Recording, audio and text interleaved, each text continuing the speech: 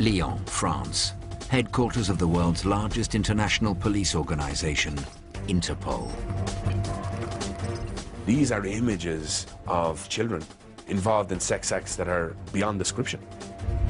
In 2004, Interpol investigators received these pictures. More than 200 of them had been posted on the internet. These images show severe physical sexual abuse. They showed images of the victims, all young boys, but they also showed something else. What made them stand out is the fact that the perpetrator is in them.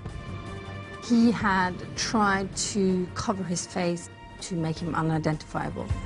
From North America to Europe and the seedy red light streets of Thailand, this is the inside story of the worldwide hunt for the man known as Mr. Swirl.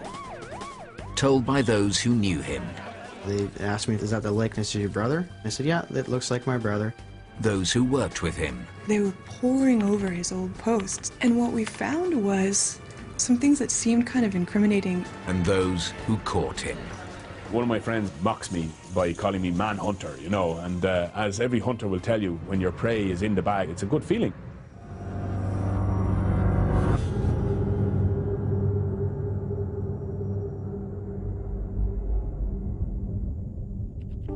The internet. It's improved life for millions, but it also carries its own dark power.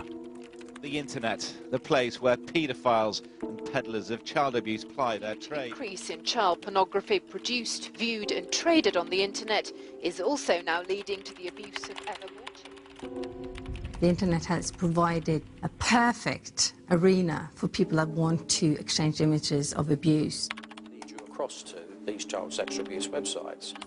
To find girls as young as 13 with... Whereas before, obtaining abusive images of children was quite a difficult task. You would have to go to sort of sordid little shops. Now these images travel freely on the internet, and you can download them from just about anywhere in the world.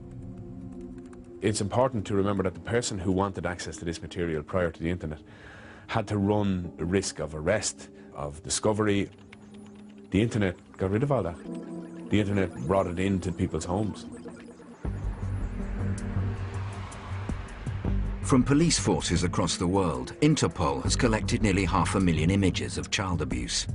But nothing quite like the pictures passed to them in 2004. A mixture of innocent tourist snaps and images of brutal sexual assaults. Plus, in this case, a particular twist. In all of them, the attacker had used a trademark camouflage. We can see straight away that he has disguised his face. Now, he did this by using just a simple editing software. Some of the images were swirled in this way. So, how to unswirl the image? German computer experts were brought in to help solve the puzzle.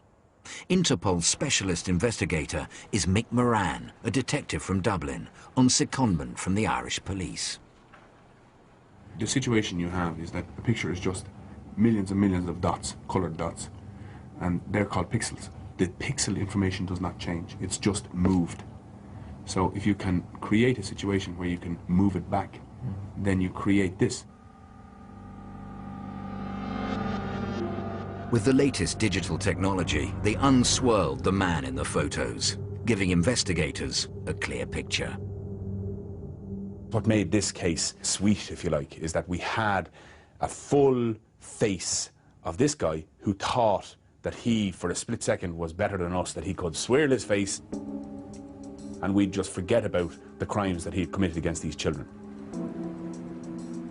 Interpol may have had a face, but they didn't have a name. But there were clues in the pictures which might help identify him. You can see there's a lot of evidential use in the background. You know, if you're from down around that area, you'll be able to see the writing. Here, for example, you can see that there's writing which is making sense to somebody from that area. To us, they're not pornography. They're not kiddie porn. They're crime scenes. They are scenes of abuse of children. A police officer would be able to identify a beer or a Coca-Cola that will give an example of what country it's in. That's the way we operate in terms of trying to find evidence and clues. The investigation was codenamed Operation Vico, and it threw up several leads. This picture analysis identified Vietnam and Cambodia as places where the crimes had taken place. And there were other clues too, about where the mystery man was from. For a start, investigators narrowed down where the computer was from that had been used to send the images around the world. Right now it is 8 degrees at the airport. It is 7 in the valley, and it is... That computer appeared to be in Canada, in a suburb of Vancouver. But detectives there couldn't pinpoint the precise location. In early 2005, they circulated the man's picture to local police. But that too drew a blank. The man, whoever he was, remained anonymous, and the trail seemed to have gone cold. September 2006. Back at Interpol headquarters in France, detectives hunting Mr. Swirl decided on a fresh approach, issuing a so-called blue notice, an appeal for information that will be sent out to police forces worldwide. We had requests for information sent out to all 186 national contact bureaus in the world to see if it was possible to, through police channels, find this person. And that didn't work. We reached a dead end in all of those efforts. It doesn't surprise me that this guy was not located. Sex crime against children is often under the radar. It's often committed by people who are middle class, educated, employed. Operation Vico was no nearer finding out his identity. But detectives were about to get a breakthrough. At Interpol HQ, they decided to make images of the man public. And 6,000 miles away, a Canadian teacher would recognize him. Seeing those pictures for the first time, it was just a sick feeling. There was an awareness that I had to do something, but there was just a real reluctance to drag his name through the mud.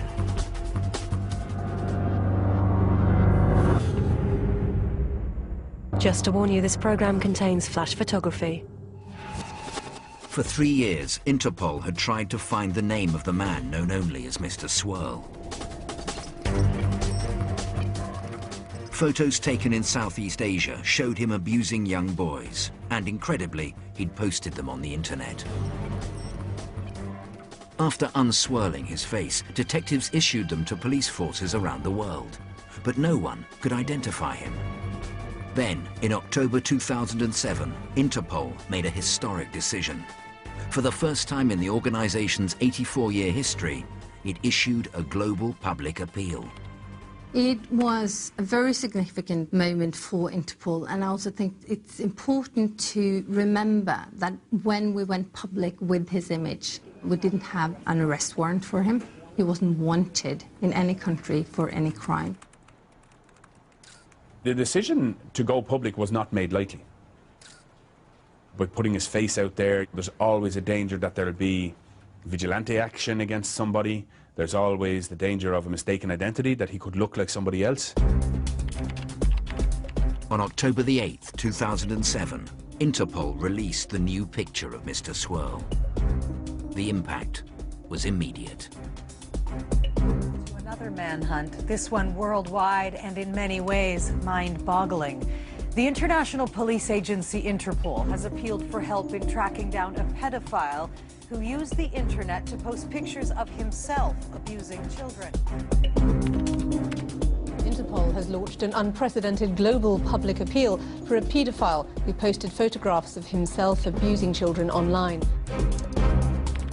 We had hundreds of messages coming in from the public, naming different people as a potential perpetrator.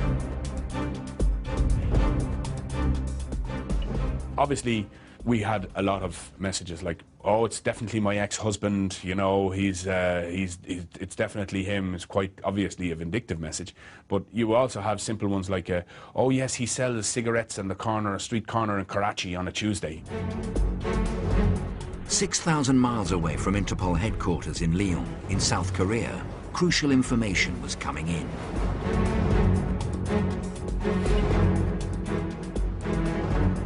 The city of Yongin. It's 25 miles south of the capital, Seoul, home to the country's largest theme park and one of its main education centers. It has a small, thriving foreign community, many teaching English as a second language, who keep in touch through a popular local website. Somebody posted a link, and it included these pictures. It said, "Has anybody seen this pedophile?" Amy Bowler is an English teacher who's been working in Yongin since 2004. When she saw the man in the photo, she was sure she recognized him. Seeing those pictures for the first time, it was just a sick feeling. I just felt ill. There was an awareness that I had to do something. I didn't want to believe that it was him. Amy wasn't alone.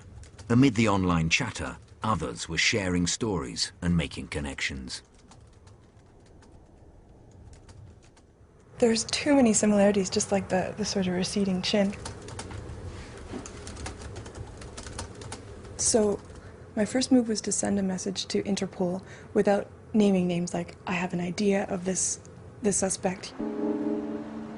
Fairly soon we had information about one particular name. In all, 5 different tip-offs of the same person. And of course that's a huge indicator that this is the right person. Maybe some people are coming in with just the first name, some of them are coming in with the second name, some of them are coming in with just his occupation, but the point was that they were all pointing at one man.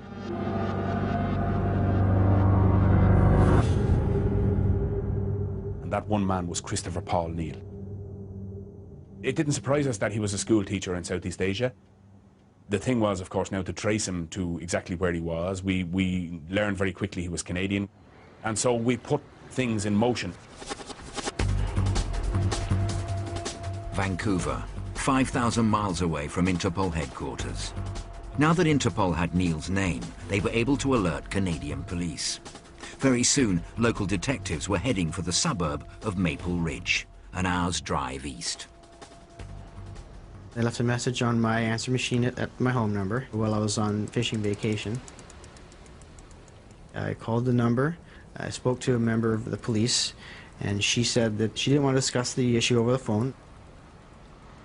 I was kind of a little curious about why that, what the cloak and dagger was about.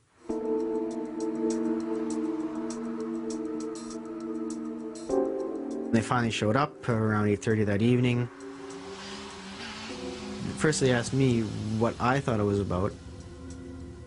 I had no idea. So then they said, well, it's about your brother, Chris. Then they said that we'd like you to identify some photos. They asked me if is that the likeness of your brother? And I said, yeah, it looks like my brother.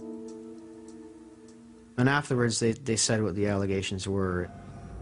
I started shaking a bit. And you just go, oh my God, you know, what have I missed here? We went from this to this, and it's like, where's the middle piece? Now to the other big story we're following tonight, the manhunt for a suspected pedophile and the discovery that he is a Canadian. Christopher Paul Neal comes from British Columbia. At one point in his life, he wanted to be a priest. He even worked as a youth coach. Christopher Neal was one of 4 children. He'd left Maple Ridge in his mid-20s, and after training briefly for the priesthood, embarked on a career as an English teacher. His destination, Asia, where he hopped from country to country, Vietnam, Cambodia, Thailand, before settling in South Korea. You know, I just knew that he was in Asia, he was teaching. Occasionally, you know, every once or so he would call and, you know, let us know what he was doing. He said the lifestyle over there was different. But on the other side of the world in South Korea, Christopher Neal had suddenly gone quiet. And friends and colleagues were discovering more clues that pointed to him being Mr. Swirl. We started trying to contact him through his Facebook account, which had been removed. which struck